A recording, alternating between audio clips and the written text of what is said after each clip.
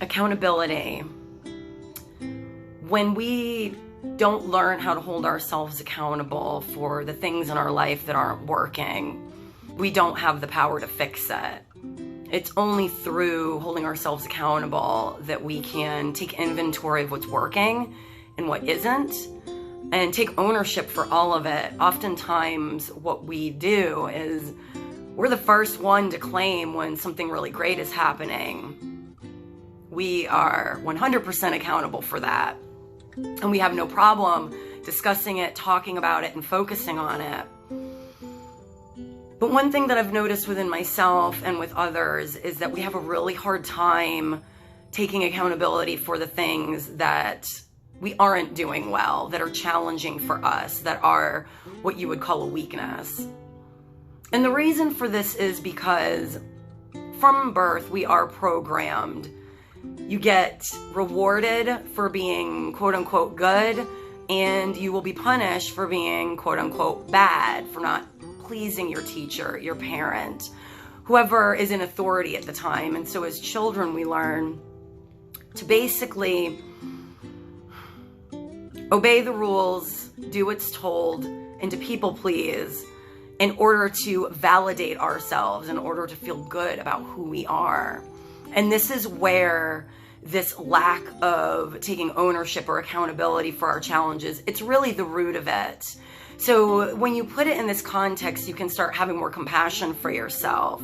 Because one thing that I have learned, because accountability, this is one of those huge buzzwords, and we say it and we say it and we say it, but what does it actually mean, and how, more importantly, do we apply it to our lives in order to see the magic behind the principle?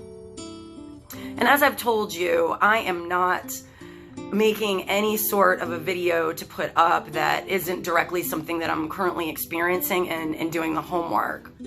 So accountability is a huge one for me. It's been, I want to say honestly, over the last 2 years, through whether it was through breakdowns in interpersonal connections or just things in my life, whether it was my fitness, the job that I'm doing, the fact that, you know, what I'm creating, what I'm not creating, more importantly, and just kind of not taking accountability for those things in my life that I was still complaining about or not enjoying, but it wasn't quite finding the keys to making those things happen, to taking the action. It just felt almost impossible.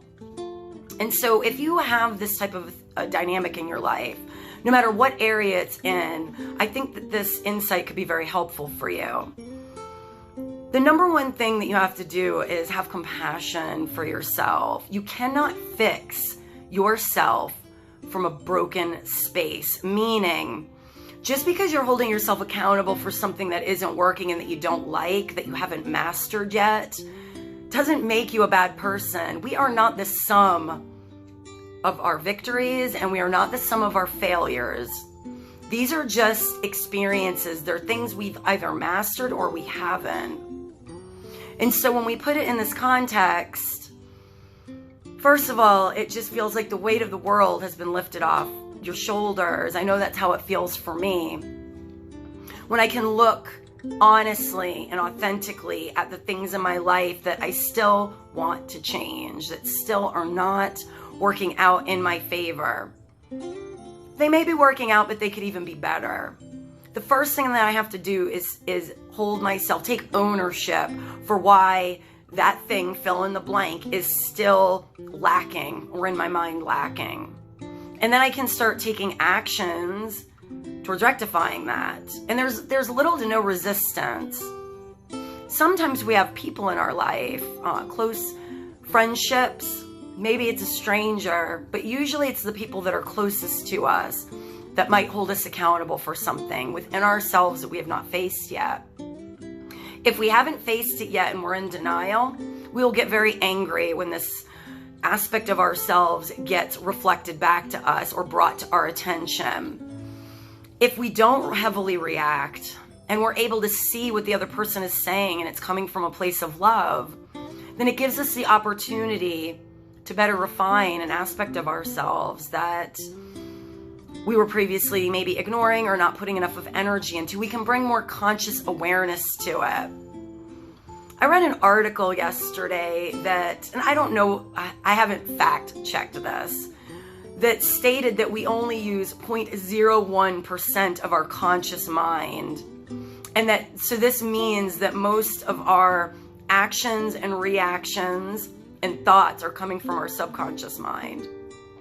Our conscious mind only has 40 thoughts per second, as opposed to something like 200,000 that our subconscious mind is generating per second. Just think about what that means. Forget the numbers. It means that our programming is basically controlling most of our reactions, our movements, our thoughts. And so until we become aware of this, until we bring and shine the light of our consciousness on that, it controls us. And so that's what this newest round of videos that I'm creating are for. I want to bring to you my own personal journey to maybe help shed some light, to give you some more tools to put in your own toolbox as you're traversing the path, the obstacle course. Accountability. When we can start learning to look at what's not working and have compassion for ourselves and start formulating actions that can fix whatever isn't working, we're going to have so much more power in our lives. But we can only do this from the mindset that no matter where you find yourself sitting today as you're watching this video, I don't care what mountain you have to climb and how challenging and out of reach it feels. Just know with every step that you take, holding yourself accountable that by taking those steps, you will reach the peak at some point. Those mile markers that you reach are not the sum of who you are. It's just the landscape around you that you're getting to experience on your journey. And so to me, when we set up these challenges and we reach for them, when we get to the next mile marker, when we reach that mountaintop, there's going to be the next map to the next mountain. So how many of those in a lifetime do you want to climb?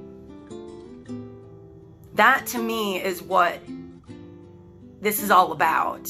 And there is no right or wrong answer here. Maybe you have just one big goal in mind, and that will be enough to satisfy you. There's nothing wrong with that. Maybe you want to climb endless mountains. That's equally as valid. But just understanding that each piece, each mountain you climb, each step that you take on that journey is a part of the mystery, is a part of the magic, and you quit judging it so heavily. The more permission you can give yourself to be accountable. And an interesting thing happens when you do this. You stop judging others so heavily. Even when they are doing things that you do not like, you don't agree with, you kind of stop using your own energy to worry about that. That is their journey. Those are their steps to take, not yours. You have no right to look upon the life of another. Right isn't even the right word.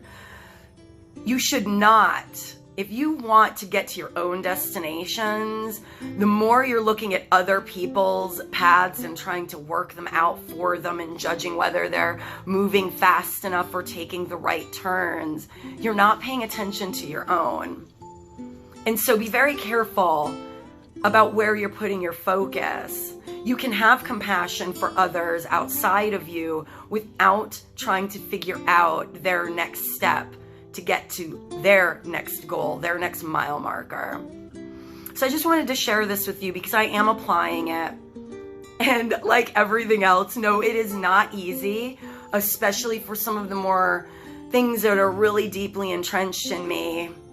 I used to be what I would label myself as a type A personality, straight A's in school, and I felt like I had to do everything perfect the first time or I was failing at it.